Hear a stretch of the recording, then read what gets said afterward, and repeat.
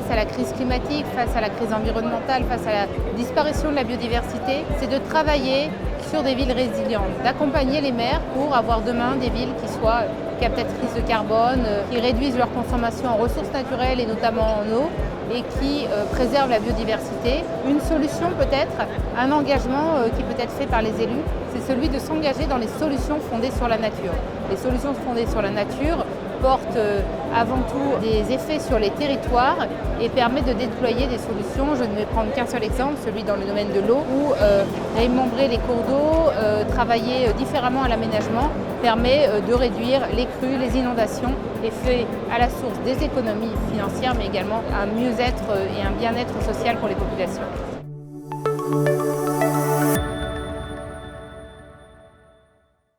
Aujourd'hui, la consommation sur nos territoires, tous nos modes de vie dépendent en fait énormément d'importations, ce qui fait qu'on a des territoires assez fragiles, assez vulnérables. On l'a vu pendant la Covid, ça s'appuie sur des chaînes de valeur très longues et on a en plus une empreinte carbone de plus en plus importante parce qu'on s'appuie sur des importations internationales. Donc ça, c'est l'enjeu et la solution, c'est de comprendre comment fonctionne notre économie locale et la développer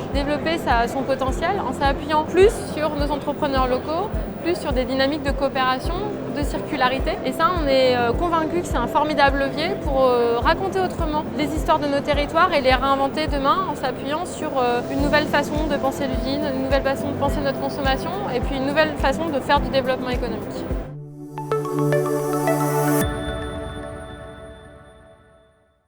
Alors on constate aujourd'hui effectivement que la plupart des tiers-lieux sont créés et gérés par des femmes. Du point de vue du campus des tiers-lieux, qui est un organisme de formation, nous on a 79% de femmes formées actuellement, donc sur une totalité de 300 personnes. C'est plus de 3/4 des personnes formées. On a fait un constat que c'était vraiment quelque chose de global dans la société